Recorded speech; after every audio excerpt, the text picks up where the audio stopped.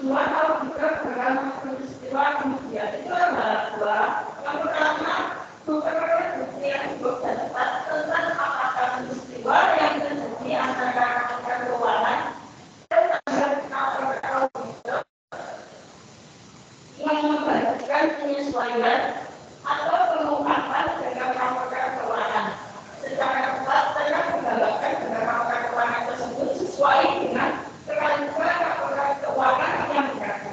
Yang kedua, merespon secara tepat fakta yang diketahui oleh auditor dengan menambah laporan auditor yang mana jika diketahui oleh auditor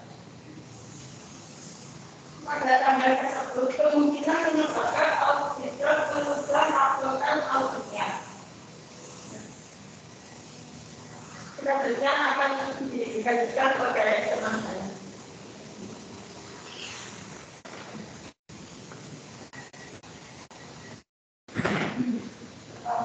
Selanjutnya adalah peristiwa kemudian. Peristiwa kemudian ini ada dua yang pertama peristiwa yang menggunakan laporan keuangan dan menggunakan penyesuaian. Yang kedua peristiwa yang didampingi dalam laporan keuangan yang menggunakan pengungkapan. Ini sudah tahu kita mengenai peristiwa kemudian dan ada tahu cuma kalau tentang pikiran jadi ada dengan penjelasan. Oh kita lagi melaksanakan audit memastikan bahwa jasa akal dibuat pada audit di mana 60 itu menjelaskan kalau kita lagi melaksanakan audit untuk mencabut pada diadakan oleh laporan keuangan sampai pada laporan auditor. Nah, perhitungan pelayanan itu adalah perhitungan sifat dan jelas proses audit. Sampai audit di mana dulu tidak dulu. Jadi, auditor tidak kewajiban melaksanakan proses audit apapun akan laporan keuangan sudah pengalaman auditor kecuali bentukkan fakta yang akan membuat auditor mengubah laporannya. Pada audit di mana dulu tidak jelas, beberapa langkah yang dilakukan auditor apabila manajemen mengubah laporan keuangan. Kemudian pada audit di mana 16, jadi yang pasti meter, standar atau pedometer. Standar audit di mana 17 menjelaskan langkah-langkah yang perlu diambil oleh auditor apabila manajemen tidak mengambil langkah yang diperlukan untuk memastikan penerimaan laporan keuangan mengenai keseluruhan laporan keuangan. Selanjutnya peristiwa kemudian sampai tambah laporan keuangan. Itu adalah contoh peristiwa kemudian yang terjadi antara tambah laporan keuangan dan tambah laporan auditor. Yang pertama, komitmen baru atau tambahan dalam bidang keuangan seperti pinjaman, penjaminan, dan restrukturasi. Yang kedua, penjualan dan akuisisi aset yang dijalankan atau telah terbukti. Yang ketiga,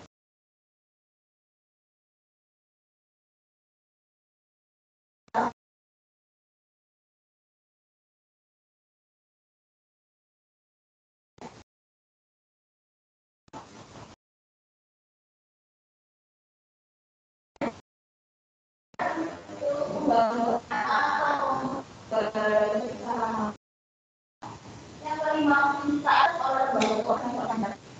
Saya sangat biasa kalau membeli suatu atau yang sudah ada pengalaman akan dibuat secara poin proses kemudian atau pelaporan harga penggunaan jasa lainnya.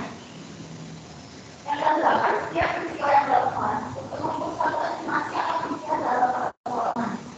Yang terakhir, setiap peristiwa yang relevan dengan breakdown sendiri of aset, contohnya barang transaksi, persediaan dijual, nilai aset tidak berbeda, atau masih dapat dipertahankan dan masih diharapkan. Selanjutnya, penanggalan benda. Ada peristiwa kemudian yang ditanggung ini bukan tanggalan orang auditor, perimanya menyebabkan ketersediaan atau penambahan. Yang diperlukan adalah peristiwa kemudian sama terdapat pada satu akun. Estimasi akurasi, rincian, dan berbalik.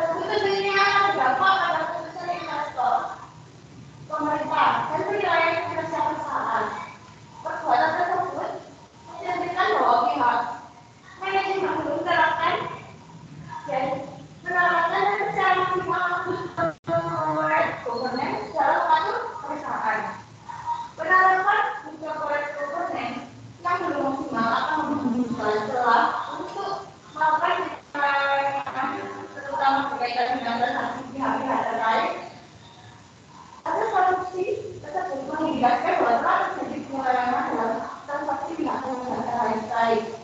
Peran auditor terutama adalah auditor internal perusahaan harus selalu ditingkatkan agar melakukan tidak terjadi lagi.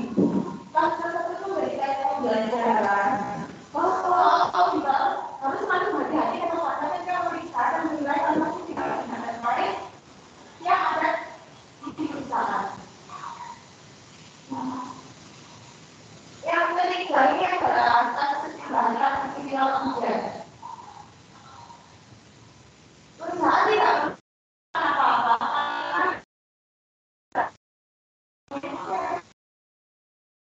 Bahwa audit mempunyai tanggung jawab atas keuangan kejadian dan transaksi yang mempunyai pengaruh material atas keuangan yang terjadi. Setelah ada laporan kondisi keuangan sampai dengan tanggal terakhir lapangan atau tanggal laporan audit.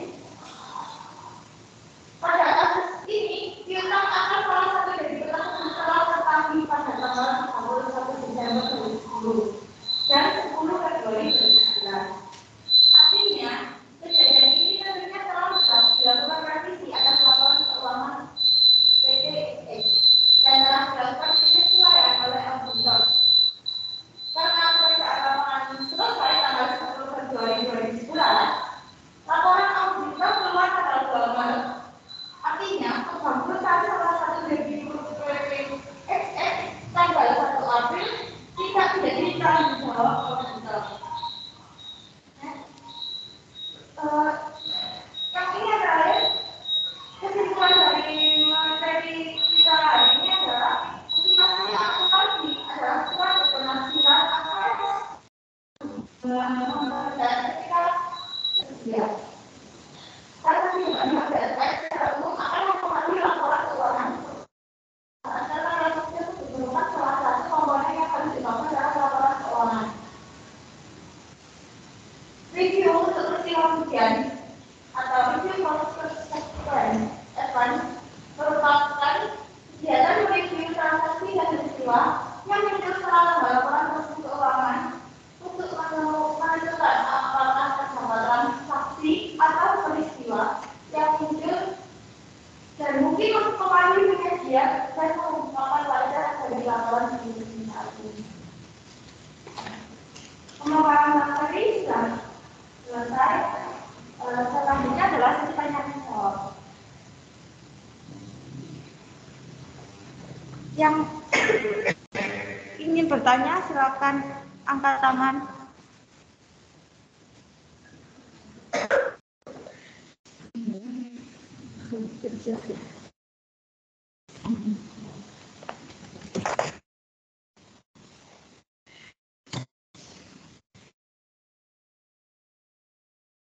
Ya, yang pertama bisa sebelum saya video dengan 89 saya mau coba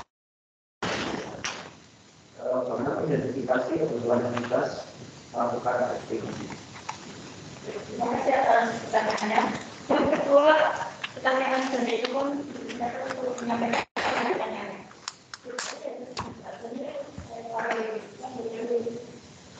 Aku 12-20 sudah berdua yang ditanya apabila adanya perubahan estimasi dalam akuntansi.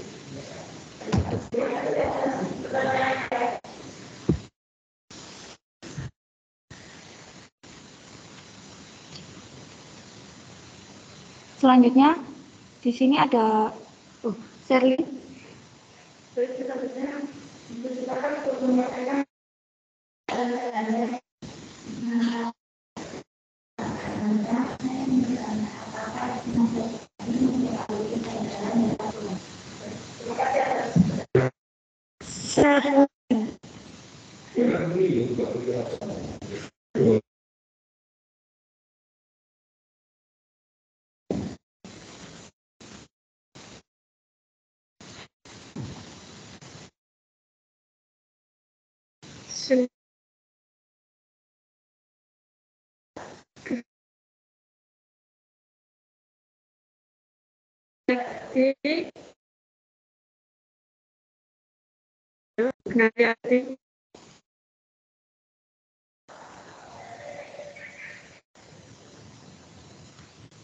Dipersilakan untuk menyampaikan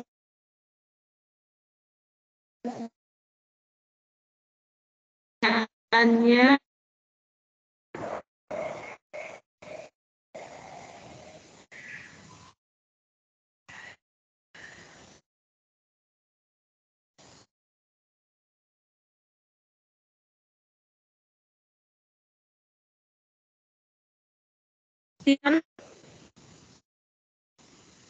Oke, terima kasih atas Silakan kesempatannya. untuk menyampaikan pertanyaan.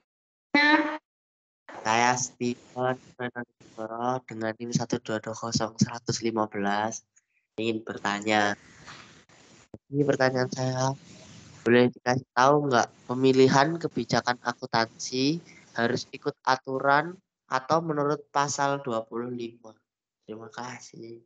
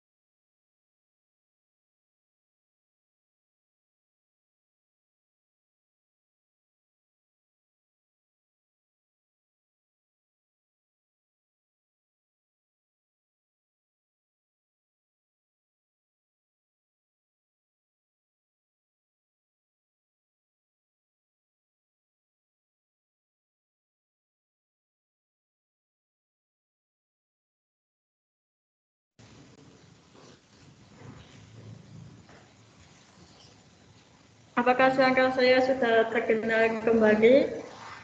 Mohon maaf atas kendangkannya. Saya akan mengajukan Aiman bisa menyampaikan pertanyaannya. Baik, Nabila, terima kasih atas kesempatannya. Saya Aileen, NIM 12200100119. Saya ingin bertanya, apa dampak adanya perubahan estimasi dalam akuntansi dan contohnya seperti apa saja? Terima kasih. Baik, terima kasih atas pertanyaannya. Selanjutnya, Yulia Ergina bisa disampaikan pertanyaannya. Baik, terima kasih kesempatannya. Saya Yulia, NIM 122010029. Pertanyaan saya, pertimbangan penting apa yang harus dilakukan oleh auditor dalam menentukan seberapa luas review peristiwa kemudian?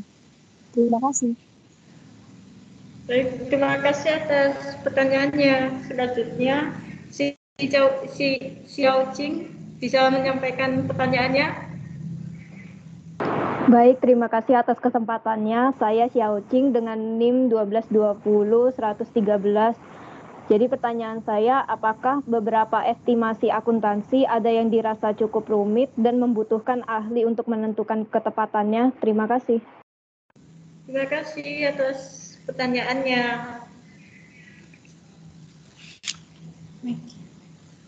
Selanjutnya, Maggie bisa menyampaikan pertanyaannya. Oh iya, baik. Terima kasih atas kesempatannya. Nama saya Maggie, NIM 1220105. Mau bertanya, apa saja isi dari representasi tertulis? Terima kasih. Baik, terima kasih Maggie atas pertanyaannya. Selanjutnya, Selanjutnya Gracia Ekti bisa menyampaikan pertanyaannya.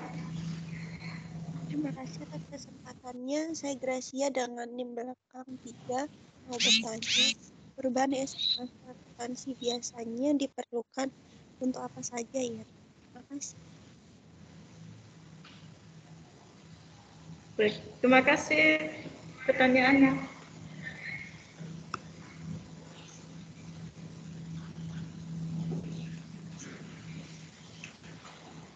Baik, selanjutnya Yulia Enrina dipersingkatkan untuk bertanya.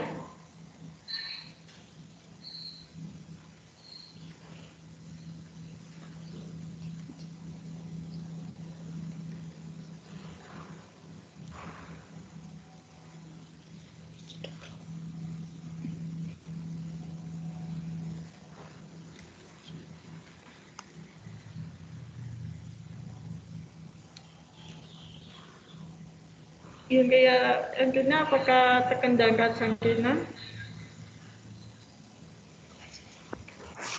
Maaf, tadi sinyalnya terputus. Iya, dipersingkatkan untuk menyampaikan pertanyaannya.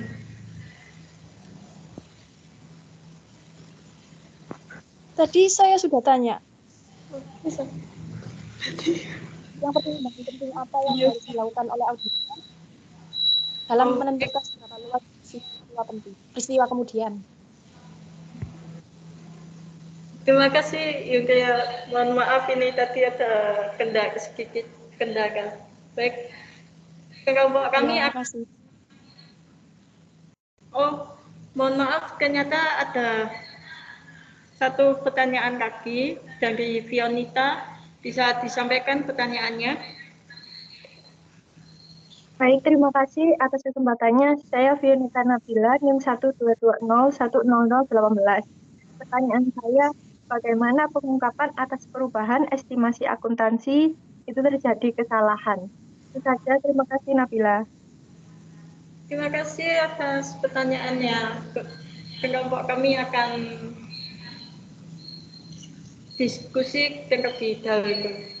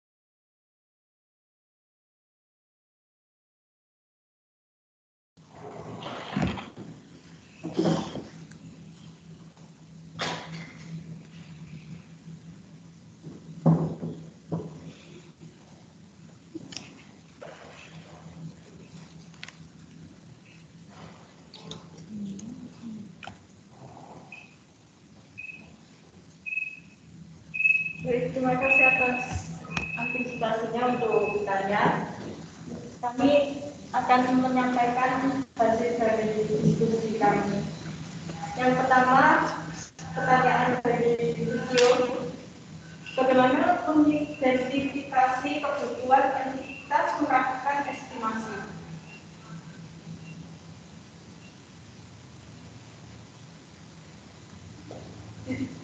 Diskusi dari kelompok kami menghasilkan bisa berasal dari kerangka akuntansi yang digunakan atau dari transaksi peristiwa dan kondisi di mana entitas perlu dibuat estimasi akuntansi yang kemudian diakui dan diungkapkan dalam laporan keuangan.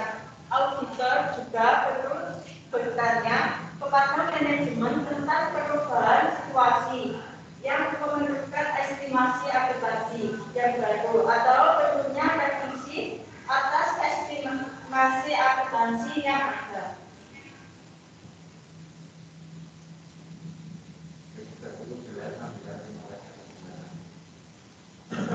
Terima kasih, Ibu.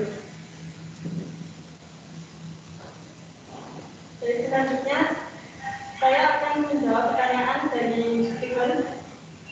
Boleh kasih tahu pemilihan kebijakan akuntansi harus aturkan apa saja. Hasil dari diskusi kelompok kami menghasilkan menurut PSAK nomor 25, pemilihan kebijakan akuntansi harus mengikuti aturan sebagai berikut. Yang pertama, jika terdapat standar akuntansi keuangan yang spesifik untuk transaksi peristiwa atau kondisi tertentu, standar akuntansi keuangan tersebut digunakan dalam penerapan kebijakan akuntansi dengan mempertimbangkan panduan aplikasi terkait. Yang kedua, jika tidak ada standar akuntansi keuangan yang spesifik, maka manajemen menggunakan pertimbangan untuk mengembangkan dan menerapkan kebijakan akuntansi yang menghasilkan informasi yang relevan dalam pengambilan keputusan ekonomi oleh pengguna dan Anda di mana KPK keuangan menyajikan secara jujur posisi keuangan, kinerja keuangan, dan arus kas.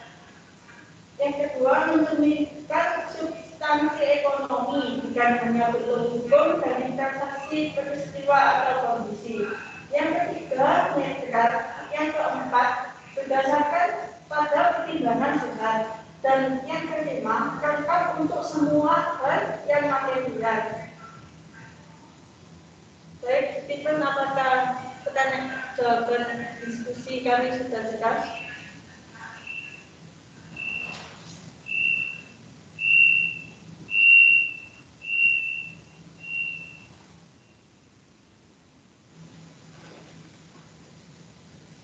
Saya ungkapi kaki, baik Stephen, apakah hasil dari diskusi kami sudah jelas?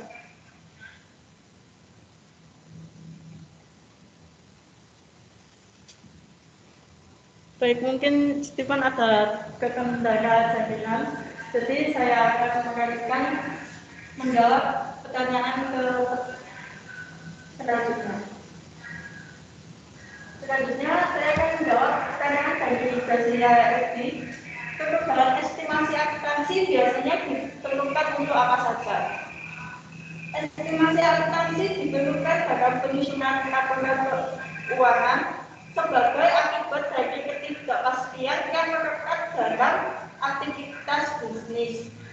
Contoh estimasi akuntansi adalah estimasi yang menentukan piutang tidak tetapi nilai wajib instrumen keuangan, umur manfaat aset tetap, dan kewajiban garansi.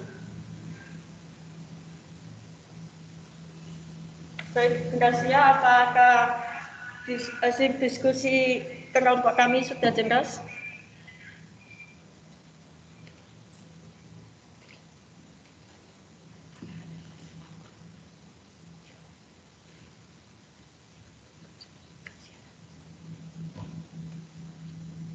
Saya ulangi lagi, apakah Gracia sudah jelas?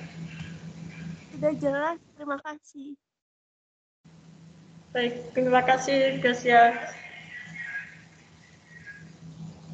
Selanjutnya, saya menjawab pertanyaan dari Margareta. Apakah estimasi akuntansi mempengaruhi kendalian laporan keuangan? Menurut standar akuntansi nomor 25, penggunaan estimasi nasional merupakan bagian mendasar dalam penyiapan laporan keuangan dan hal tersebut tidak mengurangi anggaran laporan keuangan. Apakah hasil diskusi kami sudah jelas? Baik, terima kasih. Selanjutnya, saya akan menjawab pertanyaan dari rival. Apakah akibat adanya perubahan estimasi dalam akuntansi? Sepanjang perubahan estimasi akuntansi mengakibatkan perubahan aset dan liabilitas atau terkait dengan suatu pos ekuitas. Perubahan estimasi akuntansi tersebut diakui dengan menyesuaikan jumlah tercatat pos aset, liabilitas atau ekuitas yang terkait pada periode perubahan. Apakah hasil diskusi kami sudah jelas? Dan sudah jelas. Terima kasih. Baik, terima kasih. Selanjutnya, teman saya akan menjawab pertanyaan berikutnya.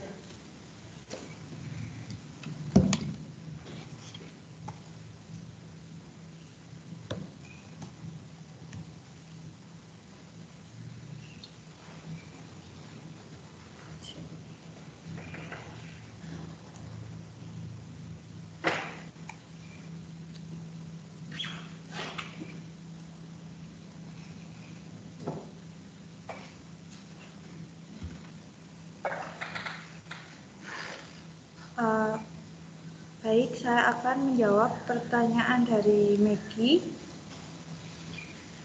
Pertanyaannya adalah apa saja isi representasi tertulis manajemen? Jadi isi laporan representasi tertulis manajemen adalah yang pertama adalah laporan keuangan. Pada laporan keuangan berisi pernyataan manajemen, yaitu pertanggungjawaban atas penyajian laporan keuangan yang wajar dan keyakinan manajemen bahwa laporan keuangan disajikan dengan wajar dan sesuai dengan prinsip akuntansi berterima umum. Yang kedua, ada kelengkapan informasi, ketersediaan seluruh pencatatan akuntansi dan data terkait, dan kelengkapan dan ketersediaan seluruh notulensi pertemuan pemegang saham, direktur, dan dewan direksi.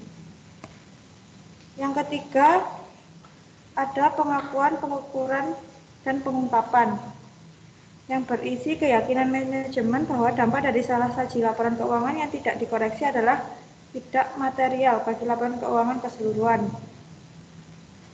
Isi yang kedua adalah informasi mengenai kecurangan meliputi manajemen, karyawan yang berperan penting dalam pengendalian internal, dan lain-lain di mana kecurangan berdampak material dalam laporan keuangan.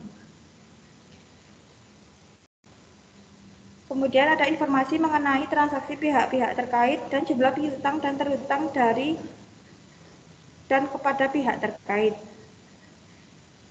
Selanjutnya ada klaim yang belum diajukan atau penilaian dari pengacara klien memiliki asersi penting dan harus diungkapkan sesuai peraturan standar akuntansi.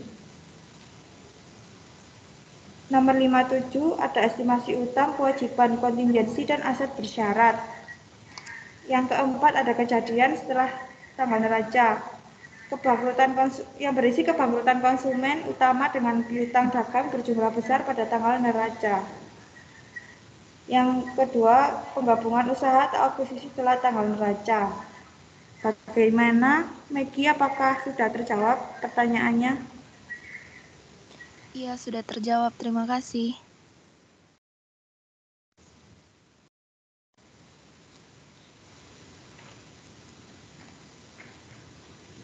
Selanjutnya, saya akan menjawab pertanyaan dari Aileen. Pertanyaannya tadi, apa dampak adanya perubahan estimasi dalam akuntansi dan contohnya apa saja?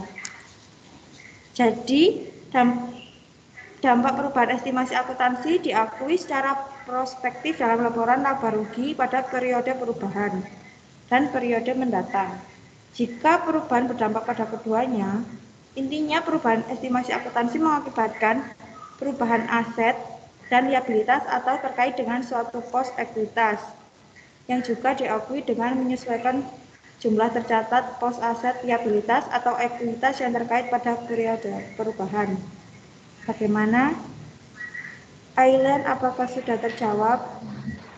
Sudah terjawab, Ana. Tapi karena dampaknya sudah diketahui tadi, kalau gitu perubahan estimasi akuntansi biasanya diperlukan untuk apa aja ya?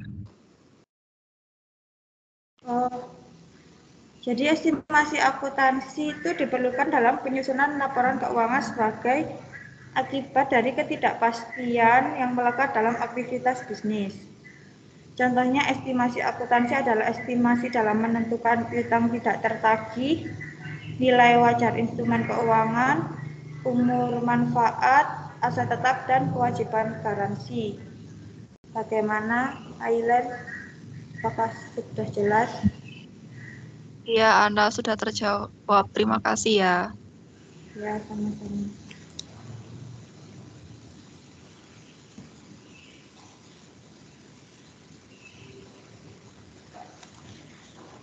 Selanjutnya, saya akan menjawab pertanyaan dari Fionita.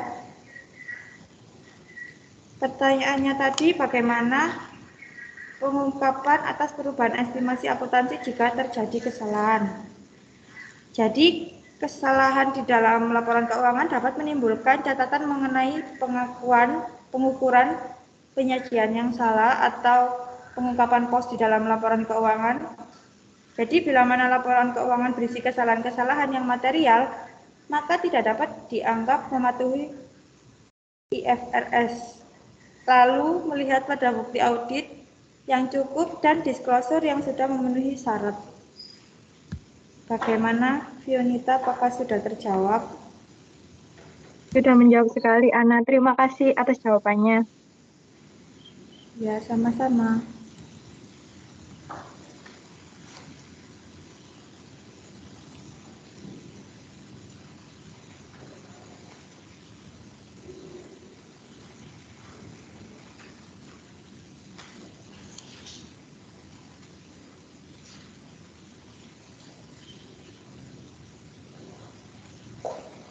Selanjutnya saya akan menjawab pertanyaan dari Yulia Erlina.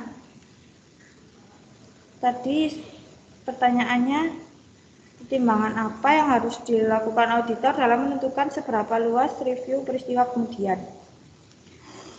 Jadi pertimbangan utama auditor harus mempertimbangkan seberapa luas review peristiwa kemudian adalah kekuatan keuangan perusahaan dan stabilitas laba efektivitas pengendalian internal perusahaan, jumlah dan pentingnya penyesuaian yang dibuat oleh auditor, lamanya waktu antara tanggal neraca, dan penyelesaian audit perubahan personil adalah kunci auditor dari perusahaan publik harus menyadari bahwa standar mengharuskan mereka untuk juga menanyakan tentang perubahan dalam pengendalian internal atas pelaporan keuangan yang terjadi setelah akhir periode fiskal yang secara signifikan dapat mempengaruhi pengendalian internal atas pelaporan keuangan. Pada prosedur audit, biasanya dilakukan sebagai bagian dari tinjauan untuk acara selanjutnya. Dengan dilakukan sebagai bagian dari tinjauan untuk acara selanjutnya adalah cut-off dan penilaian tes saldo berbagai transaksi terkait. Misalnya penjualan, cut-off tes permintaan manajemen berkorespondensi dengan pengacara, ulasan laporan internal, siapkan setelah tanggal neraca, ulasan pencatatan yang dilakukan setelah tanggal neraca, dan diperiksa oleh rapat Dewan Direksi dan pemegang saham setelah tanggal neraca mendapatkan surat representasi tertulis. Bagaimana? Yulia, apakah sudah terjawab?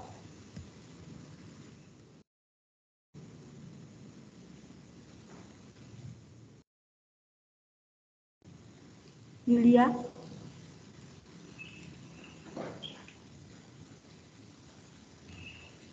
Mungkin Yulia mengalami kendala jaringan. Selanjutnya, saya akan menjawab pertanyaan dari Xiao Qing.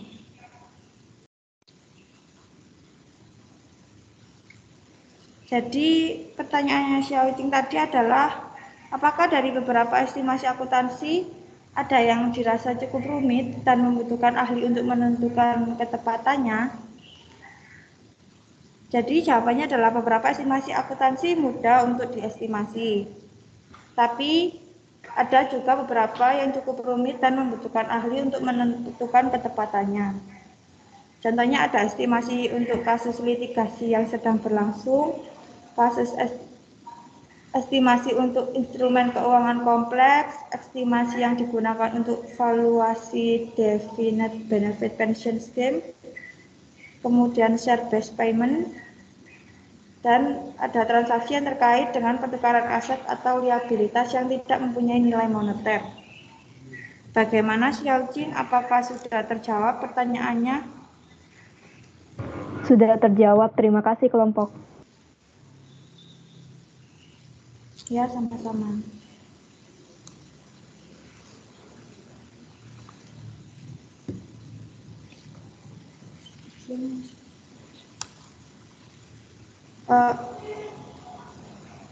Sesi tanya jawab sudah selesai.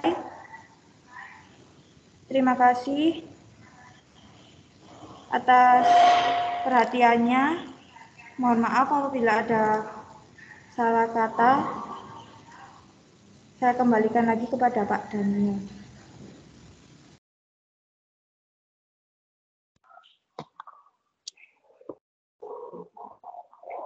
Cek ya, terima kasih pada penyaji, pada Nabila dan lupa saya satunya. Dipanggilnya Ana ya, Silviana. Dan kemudian ternyata jawabannya ke mata. Yang tadi itu, terima kasih Ana, terima kasih Ana. Saya pikir ini yang presentasi dipikirnya satu gitu ya, karena yang munculnya di sini kan cuma di Teams-nya kan cuma satu ya, Silviana ya, Ana. Jadi kemudian terima kasih Ana, padahal ngomongin Nabila, yang jawab kan Nabila gitu ya. Ya nggak apa-apa. Jadi akhirnya seakan-akan semuanya namanya Nabila, namanya Ana Silviana gitu ya. Oke. Nah,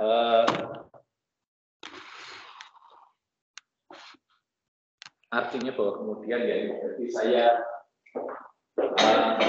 setelah 2,5 tahun dari kelas, kalau kemudian presentasi dan sebagainya masih sering, tapi bahwa kemudian di kelas itu kan,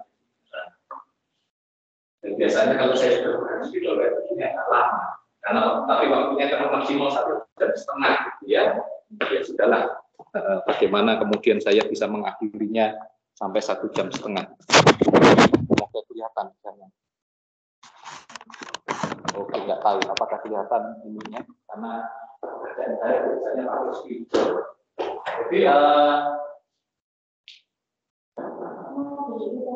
Jadi silakan, ya Bapak silakan kembali memang. Kalau kemudian duduk di depan situ kan jadi asisten dosen nanti namanya ya. Oke, ini masih ada videonya, bisa dihidupin. Nah, ini lebih enak. Kemudian jadi bisa kelihatan gitu ya. Atau ini jangan-jangan videonya muncul dari punya saya. Dari punya saya ya, dari teman saya. Oke, oh ya, dari video saya. Oke, jadi yang sebenarnya di bahasa auditnya, ya selama ketemu dengan saya, akhirnya bisa ditemukan. Kalau saya beberapa kali ketemu gitu ya, tapi urusannya di luar. Oke, saya sudah kaget itu, ternyata maksudnya saya bersaing dengan Mas ya. Kalau itu memang saya punya Oke, ya. Kalau kita ngomong dari ini, sebenarnya kita ngomongin ada 3 hal yang dibicarakan. Satu itu kita bicara tentang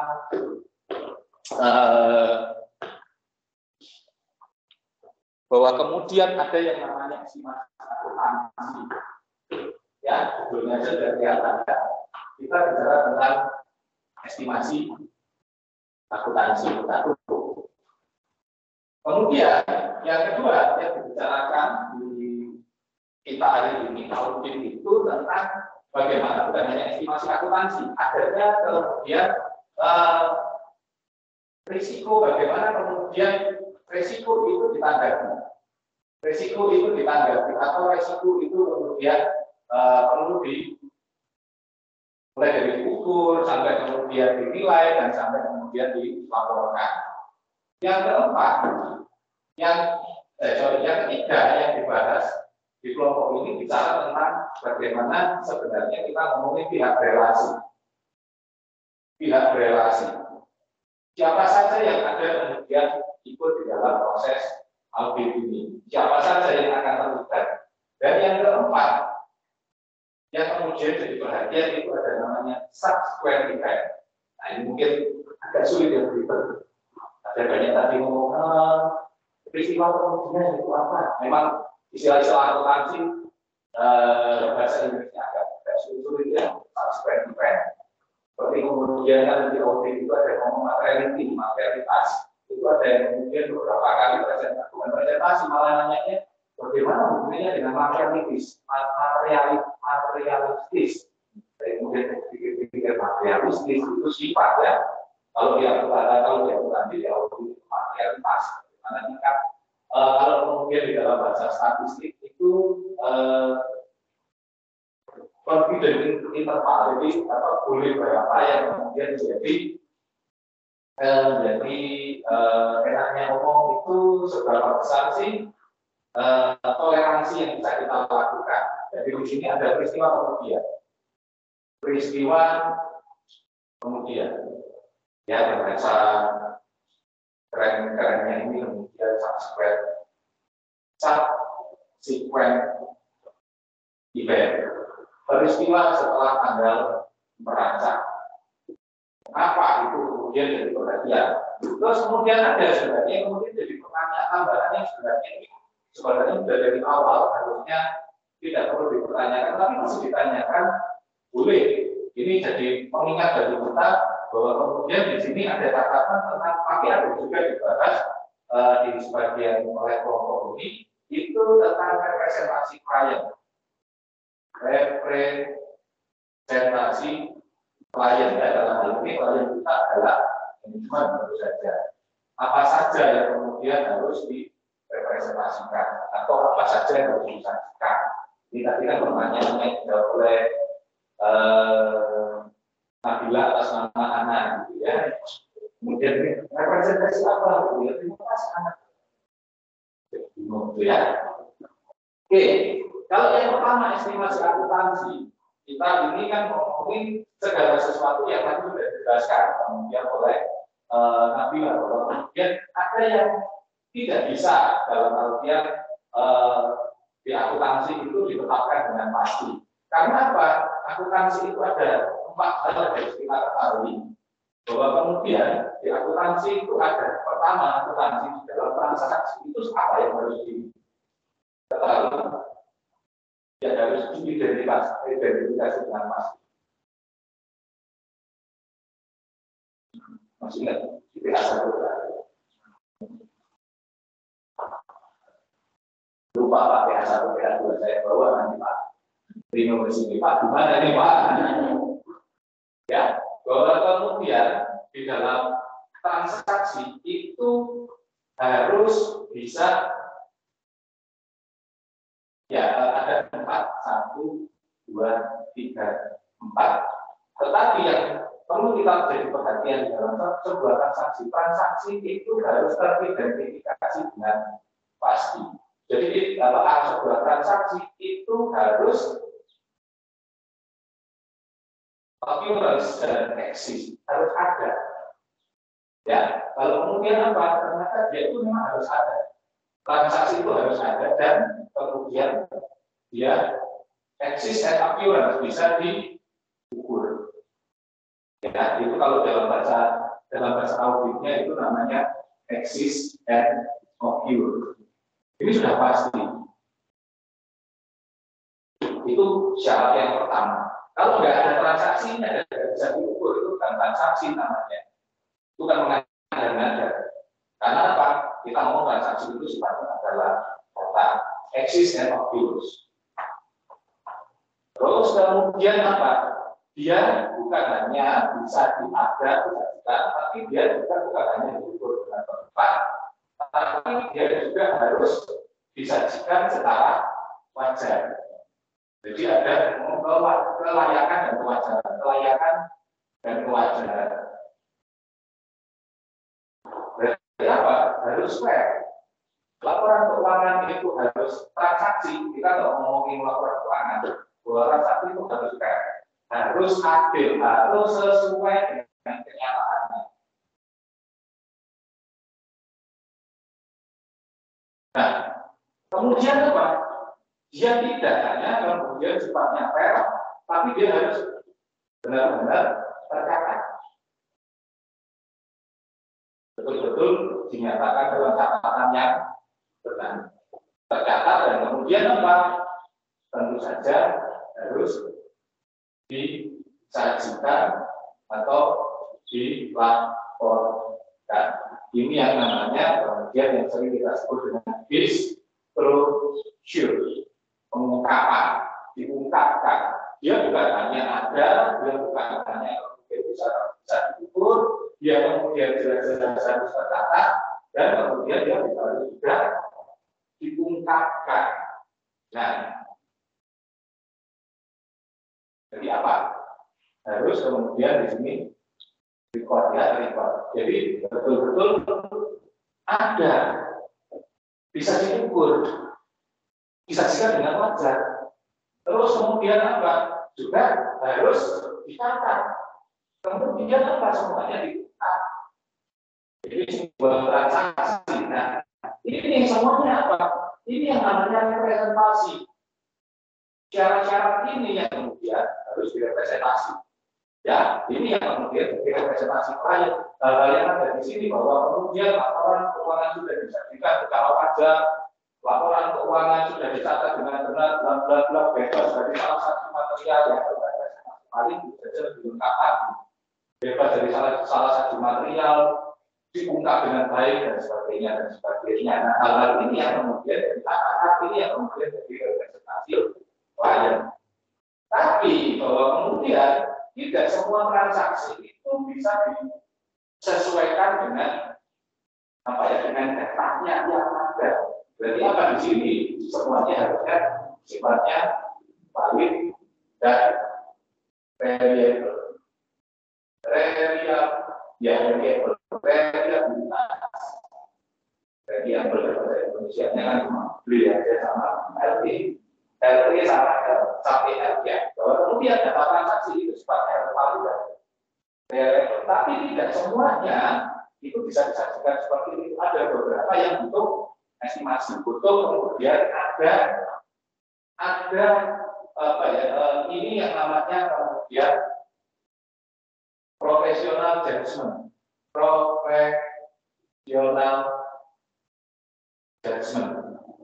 Pertimbangan profesional yang itu memutuskan bahwa kemudian contohnya profesional judgment itu keputusan yang memang didasarkan oleh kemampuan profesional ya, untuk menyatakan bahwa sesuatu itu benar, bahwa sesuatu itu demikian aturannya. Contohnya apa? Seperti kalau kemudian adanya evaluasi aset yang berubah, atau kemudian persediaan itu nilainya berkurang karena obsolescence ya, karena kalau persediaan itu kan ada masanya kedaluarsa, kualitasnya menurun. Nah itu ada orang yang harus bisa menentukan. Nah, ini butuh siapa? Butuh jasa appraisal. Sehingga seperti pertanyaan yang terakhir, apakah representasi klien itu kalau dihubungkan dengan estimasi akuntansi, semuanya itu apakah sesuai dengan datanya atau ada yang profesional judgment di sini, ada yang berdasarkan pertimbangan profesional.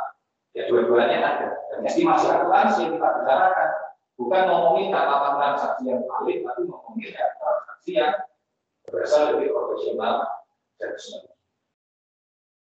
Nah ini untuk keahlian memang. Nah ini kan orang-orang yang kemudian memang mereka sudah mendapatkan pendidikan, sudah mendapat punya kemudian sertifikasinya untuk melakukan tertentu seperti apa? Seperti contohnya itu penilaian aset atau appraisal.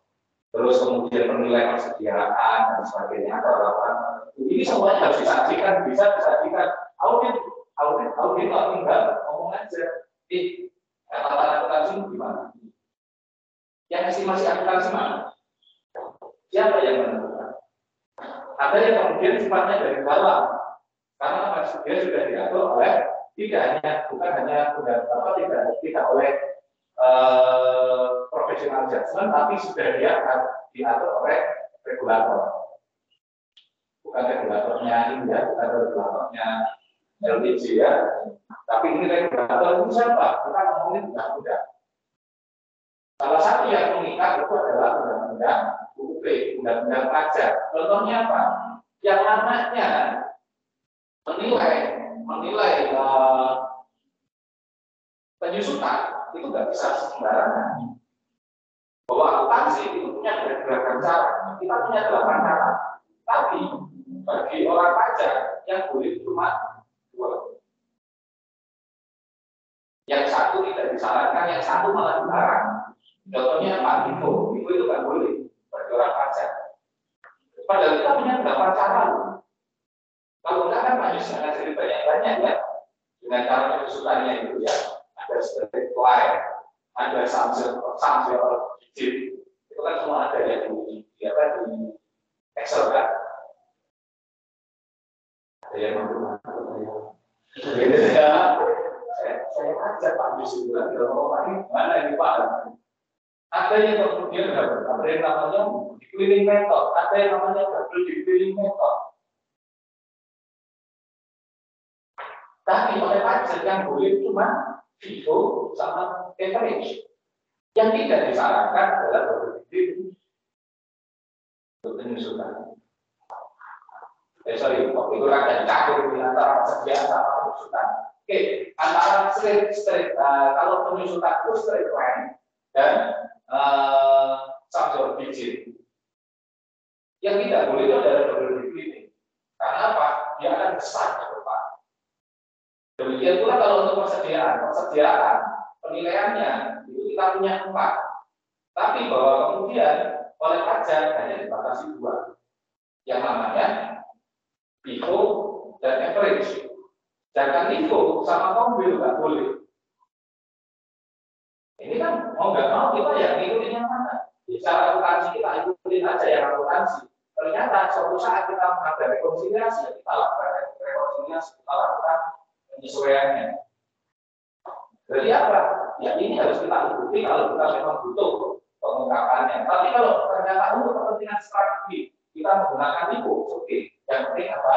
Diungkapkan. Bisa juga diungkapkan. Ternyata pada akhirnya itu tidak sesuai dengan kondisi kita karena sekarang naik semua harga naik, kita nggak bisa menggunakan pakai itu. Kita harus menggunakan itu ya sudah. Tapi saat kemudian kita melaporkannya ke pajak, kita menggunakan yang average atau yang full. Berarti 2 kali Pak nyusun laporan keuangannya ya mau nggak mau. Dan pertanyaannya, dari laporan keuangan itu ada berapa sih Pak? Ya, untuk disajikan untuk publik. Laporan keuangan yang disajikan untuk publik, ya ada itu kemudian audit oleh auditor. Itu cuma 1. Baik itu untuk siapa? Untuk investor, untuk kreditor, untuk siapapun, itu cuma 1. Tapi bahwa kemudian pada prosesnya kita membuat 23 atau 27, nggak apa-apa. Silakan, ya asuransi manajemennya boleh. Karena apa? Estimasi itu banyak, kita punya banyak variasi estimasi, ada banyak laporan yang sesuai dengan kondisi kita. Tapi yang disajikan ke publik, yang itu kemudian menjadi laporan yang namanya public window, yang secara publik itu diketahui oleh umum. termasuk di dalam satunya adalah pemerintah. Jadi cuma satu dan itu harus dialokasikan. Nah itu ini estimasi akuntansi. Datanya sebenarnya saya mau cerita banyak tapi kalau mungkin masalah jam ini namanya 10 menit. Nah itu 2 jam setengah atau saya di sini waktu jam 1 jam setengah 30 menit. Oke, nggak apa-apa. Nah kemudian resiko. Nah ini kan kita ngomongin tentang yang namanya RIO, space audit. Bahwa di space audit kita ketahui resiko audit itu ada 3 ya. Resiko audit ada 3. Ada yang namanya resiko apa Mas ingat?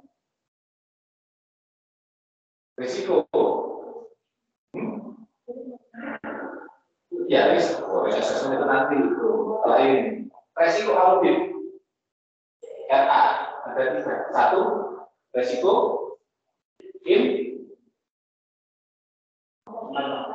inherent. Kok resiko internal? Ya memang bahwa risiko inherent itu memang kondisi internal. Yang kemudian adalah resiko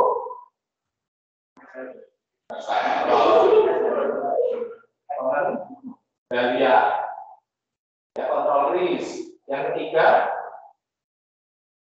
resiko deteksi ya.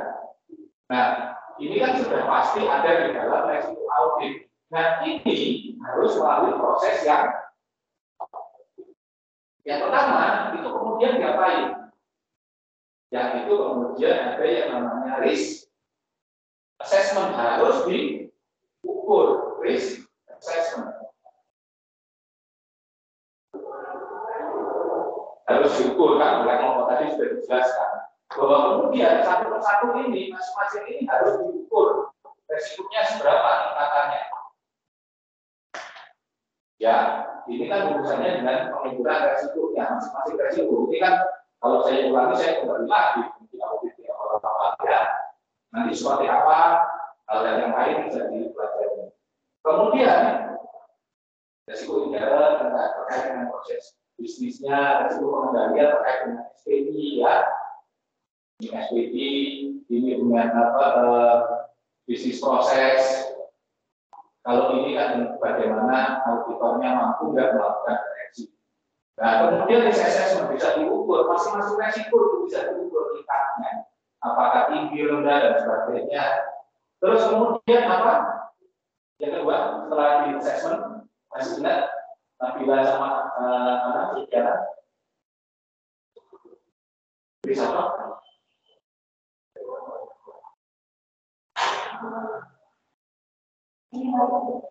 Jadi penilaian sama nilai risk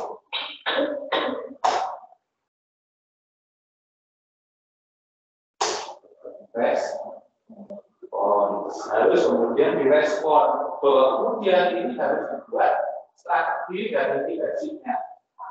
Strategi dan mitigasi ini harus diantisipasi. Bagaimana menundukkan resiko itu jadi lebih resiko itu menjadi lebih lebih tidak berbahaya ya. Kita ngobrol kemarin kan waktu itu ya. Ngobrolnya sama saya ngobrol tentang ini dari satu ya tentang ini ya. Tapi bukan ini tentang resiko perjalanan. Dan ini yang kemudian sama sebenarnya di strateginya mitigasinya ditundukkan dan kemudian bagaimana cara menunjukkan pun resiko seperti ini berarti caranya seperti ini berarti seperti ini ya kemudian perlu dilakukan langkah seperti ini dan sebagainya lebih detailnya ya nanti bisa selanjutnya dari tahun ini ada. Terus kemudian apa yang ketiga ya bahasa kerennya itu completing and reporting. Jadi dilengkapi data-data yang kurang kemudian dilaporkan. Nah kebetulan nanti di audit 3 ini semua 3 ini langkahnya akan diambil oleh yang namanya aplikasi yang namanya Atlas. Nanti tinggal kita masukkan aja kalau sudah keluar sendiri jawaban yang 3, sekian persen dan sebagainya nanti akan muncul. Atlas Audit Tools bla akan saya lupa. Enggak saya awalnya panjang banget. Yang saya ingat di depannya Audit Tools, alat audit apa panjang ya. Bahasa Inggris itu ya. Tapi ini kemudian ada aplikasinya yang ini sudah dipakai untuk proses audit seluruh Indonesia. Jadi di internasional ini ada alatnya, secara nasional ada. Tapi yang Atlas versi Indonesia yang ini dibuat di programnya pakai Excel itu enak kita dimasukkan kemudian keluar sampai hasil auditnya apakah kita perlu lanjutkan pekerjaan ini atau tidak dan sebagainya. Apakah kemudian seberapa besar sumber daya yang kita butuhkan, berapa kemudian orang-orang yang kita butuhkan itu akan muncul semuanya menggunakan aplikasi Atlas. Kalau tidak, kita akan kerja menggunakan. Jadi hal-hal yang tadi dijelaskan oleh penyaji itu nanti akan diambil oleh aplikasi Atlas sebagai alatnya. Tapi bahwa penting resiko yang kita sudah ketahui di sini itu kemudian kita ukur, kita lakukan strategi dan mitigasi untuk penunjukannya dan kemudian kalau kemudian di akhir itu baru kemudian kita reporting, baru kemudian di sini akan muncul yang namanya hasil akhirnya dari Atlas dan proses-proses audit yang lainnya ini nanti akan berujung pada yang namanya opini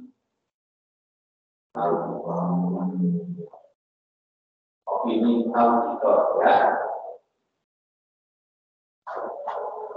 Belum kita belum masuk opini auditor ujungnya adalah opini auditor seperti apa, berapa modelnya, isinya apa itu nanti berbagai akhir dari pekerjaan kita ya.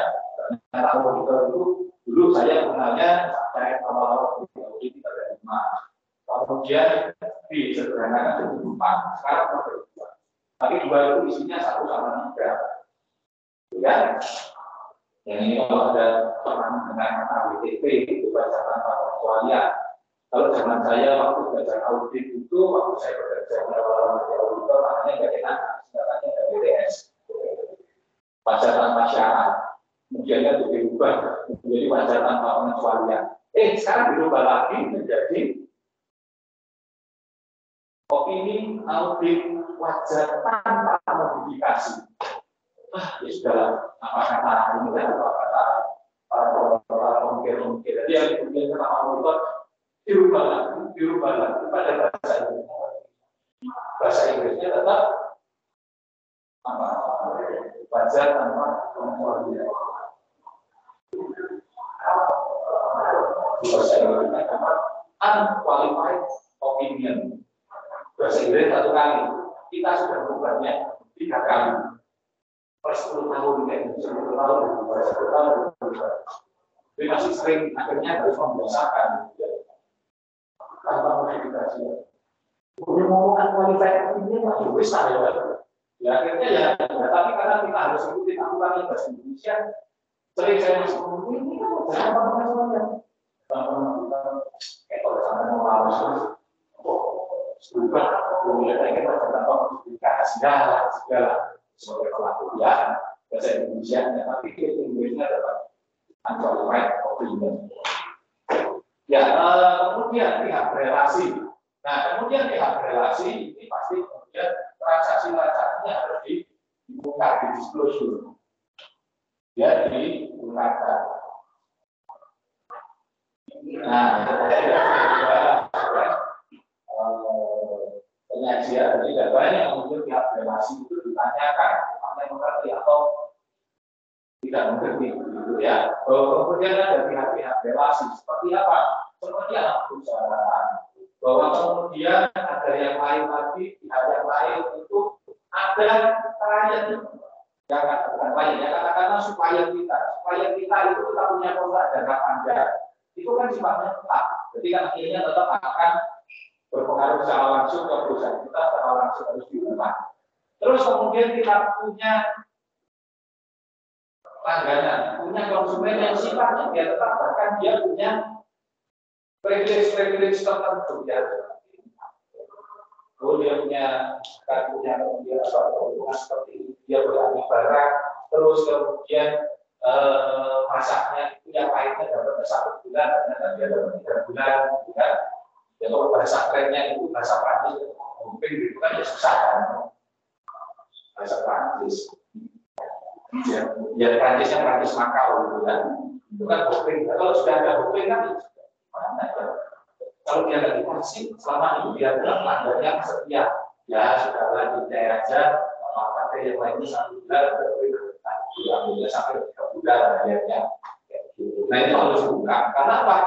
Itu mengandung resiko bagi auditor. Bagi perusahaan sebenarnya kan itu nggak wajar transaksi itu. Tapi karena punya relasi yang istimewa, dia harus dibuka dan auditor harus tahu. Kalau tidak, dia akan mengurangi. Nanti kan kok bisa transaksi 1 bulan, kok 2 bulan, banyak yang kena denda. Yang kena siapa? Kalau intinya kan perusahaannya berarti ada membuat laporan, ya harusnya palsu atau mungkin adanya fraud. Padahal ya perusahaan nggak bisa karena kemudian auditor tahu itu nggak bisa bergerak karena dia punya relasi khusus. Ya, dan yang lain-lain, tapi ya relasi khusus biasanya memang dia ada produknya, ada kerjasamanya, atau MOA-nya ya, MOU itu of understanding, memorandum of understanding, atau kan dia punya MOA, memorandum of agreement. Ya, kalau bahasa Indonesia-nya itu ngomongnya apakah dia punya KPKS, PKS perjanjian kerjasama. Itu seperti itu harus diungkap. Kalau ada ya harus diungkap. Kalau tidak, ini bisa menjadi catatannya minimal di hasil auditnya. Ternyata kalau bisa ya, kok bisa. Dan ternyata banyak di relasinya. Ya, kalau itu kita ngomongin terutama kalau perusahaannya itu. Contohnya yang paling gampang. Ada BUMN, ada yang swasta. Anda mau pilih mana? Contoh-contoh yang bisa. Contohnya, ya di Agro itu dulu namanya di Agro. Ya, yang namanya saling.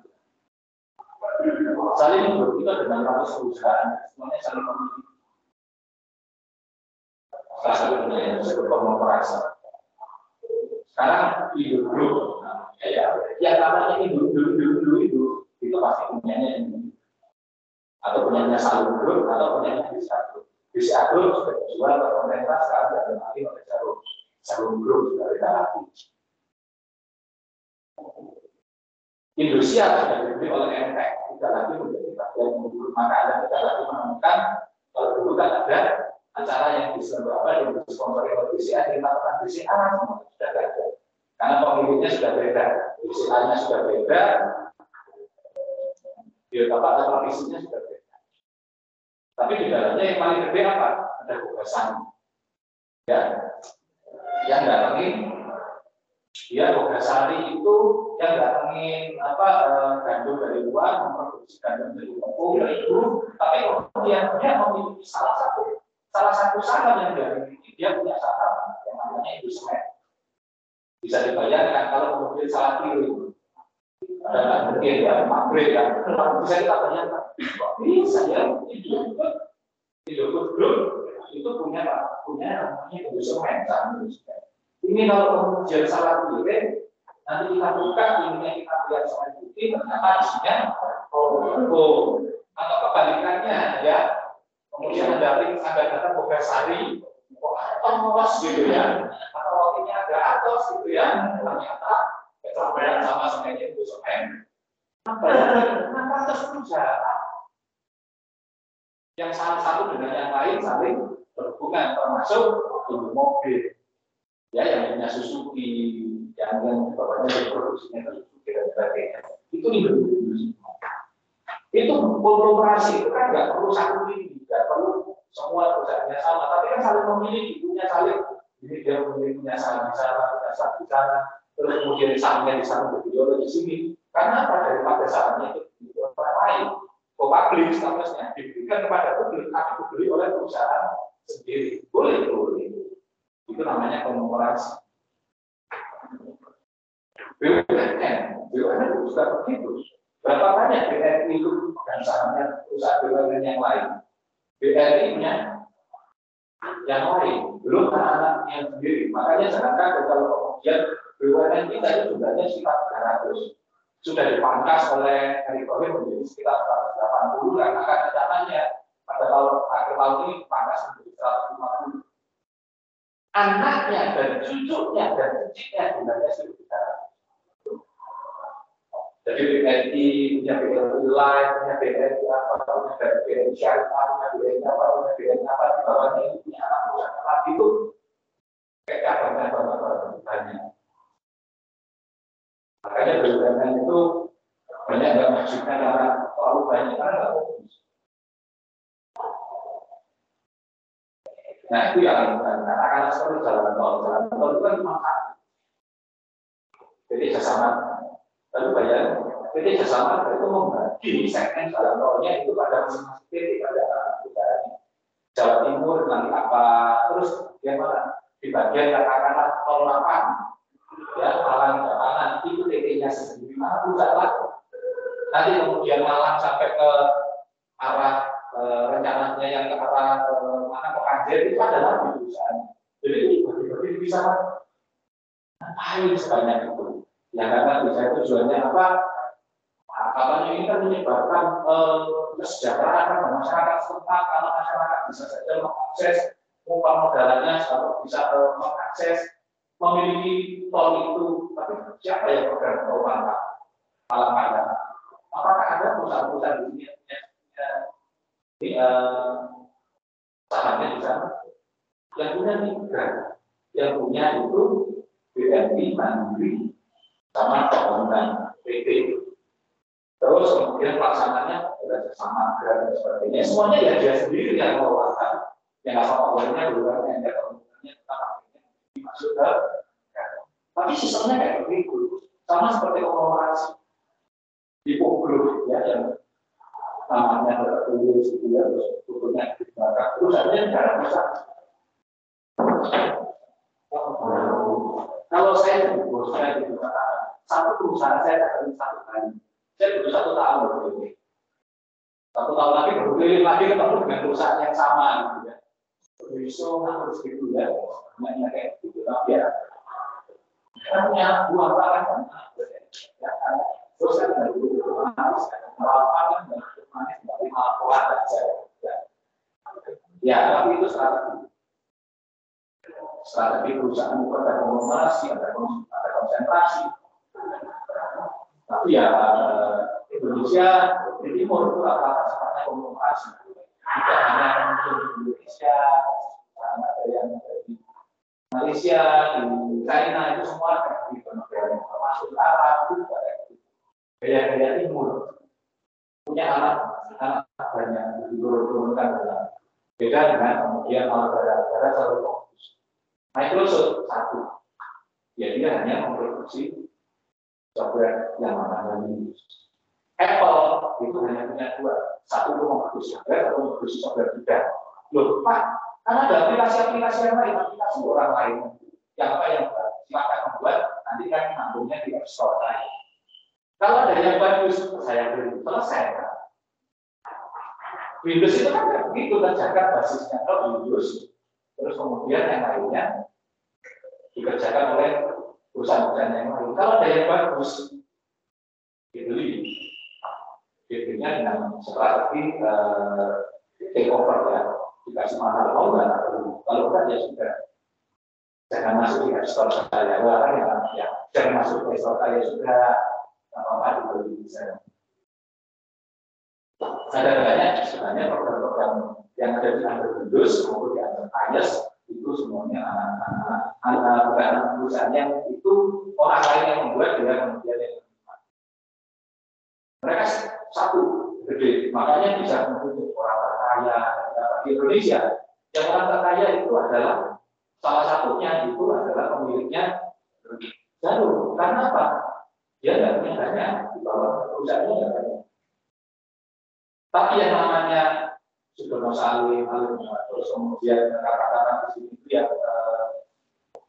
yang punya lingkup, itu nggak masuk kaya karena dia membagi semua bawah.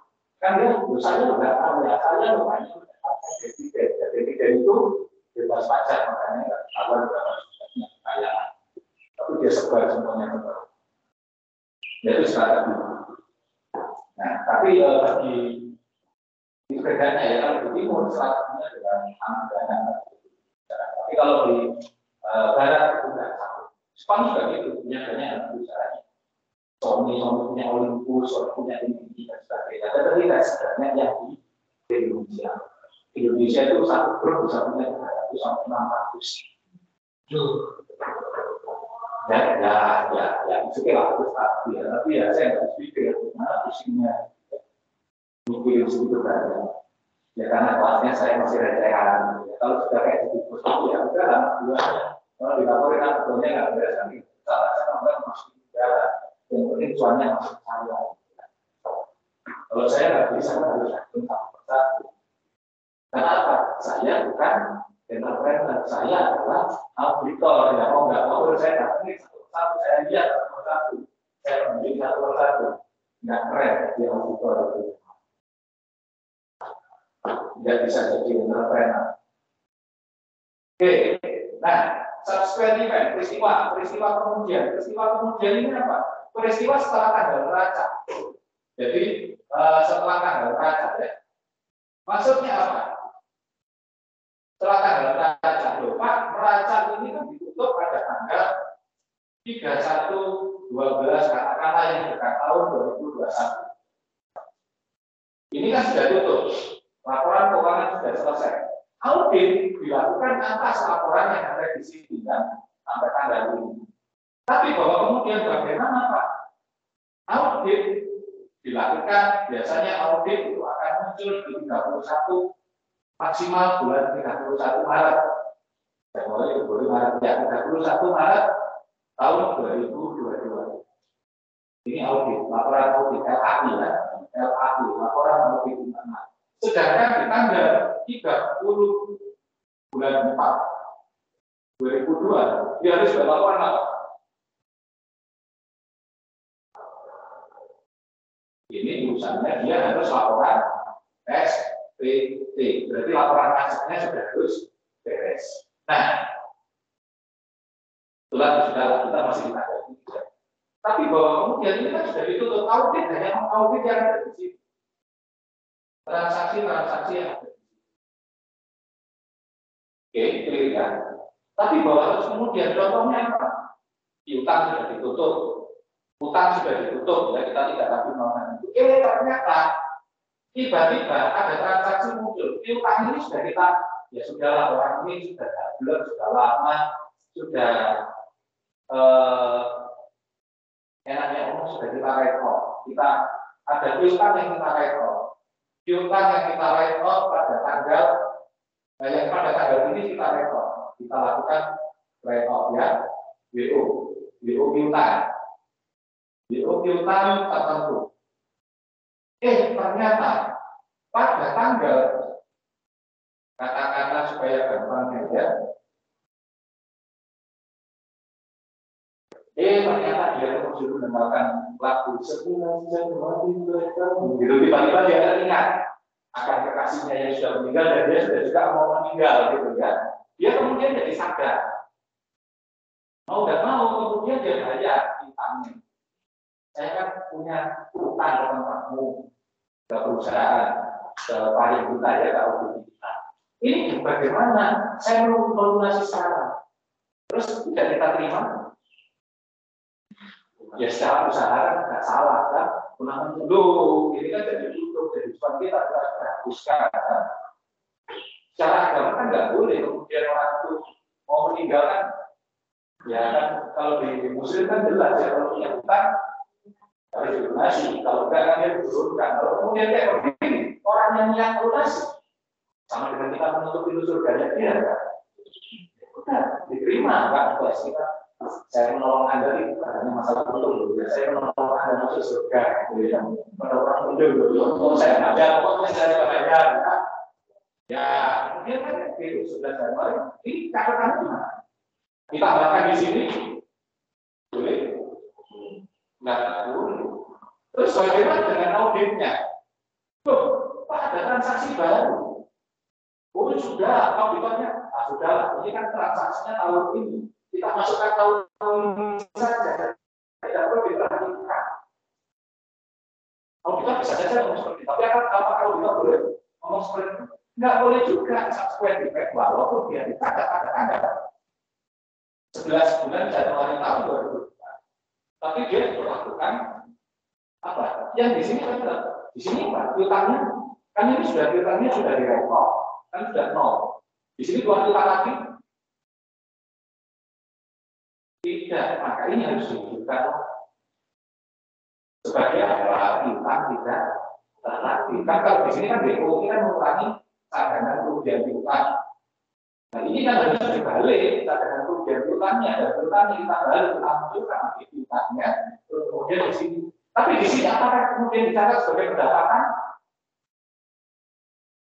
Tidak boleh karena sudah ditutup di sini.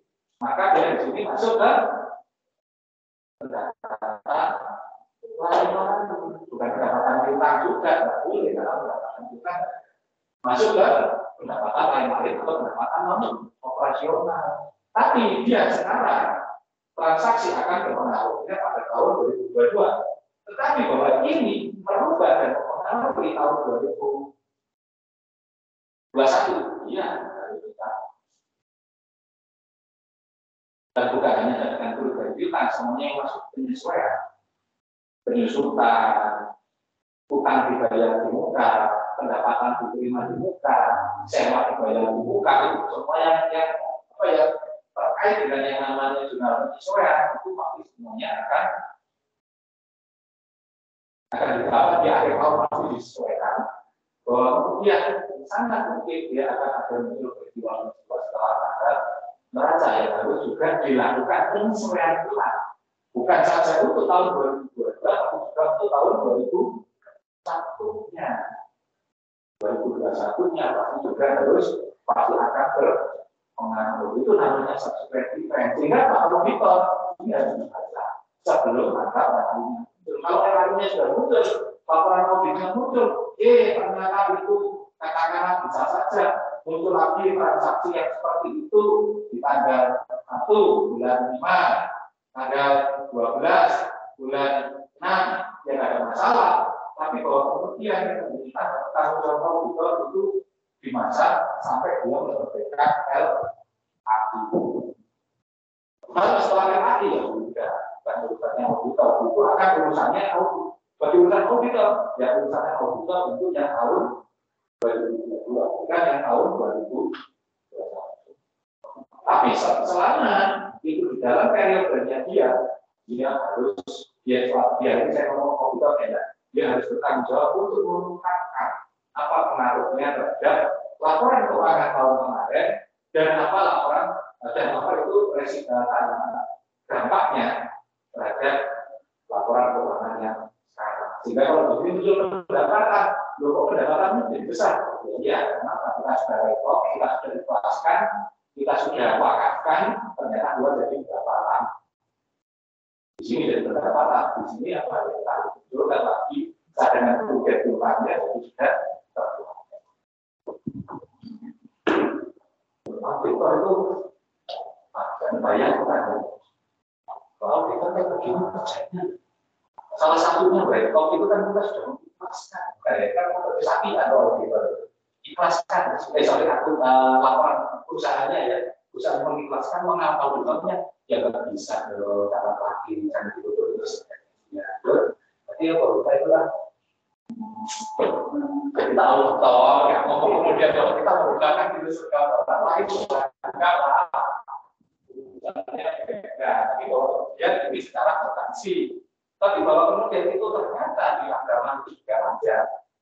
Jadi ya, termasuk apa? Kalau kita menemukan fraud, adanya laporan yang salah, ya mungkin kita apa-apa, nggak material, apa-apa, nggak pernah masuk, nggak apa-apa, ya nggak bisa. Kalau ada apa-apa, ya dikatakan kalau itu salah, kalau itu nggak benar. Nggak kemudian permisif, ya sudah. Ya. Nah,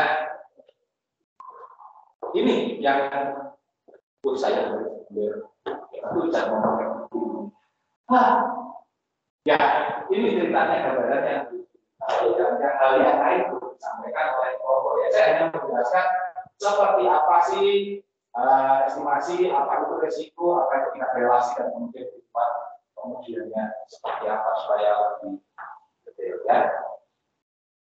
Oke, semoga jadi lebih paham. Kalau ternyata kuliah itu lebih yang lain, tapi kalau yang jauh pasti ada yang di Malang ataupun yang ada di Malang kalau kemudian lebih enak kalau lebih jelas.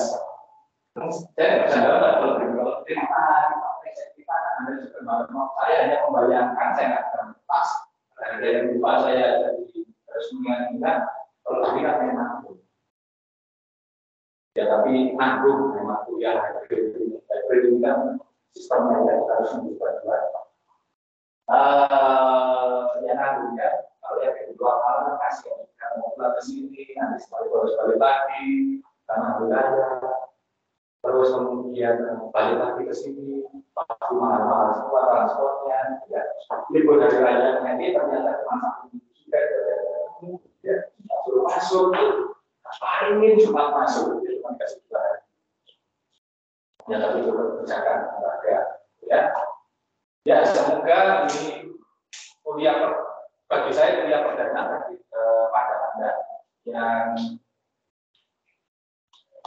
tahu juga yang masuk kampus, nggak kuliah seperti apa dosennya, apa kuliah aslinya, kemudian kuliah ternyata sambil yang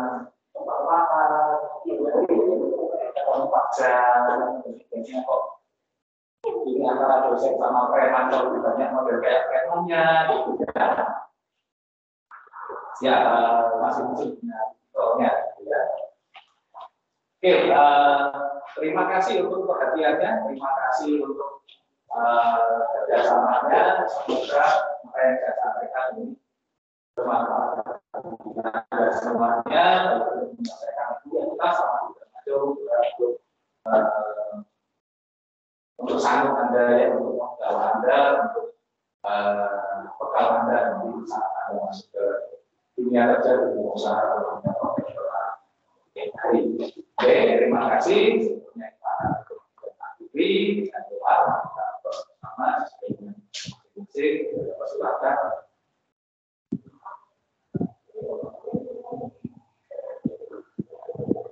Cukup. Ya, terima kasih. Sampai ketemu lagi besoknya. Selamat. Ya.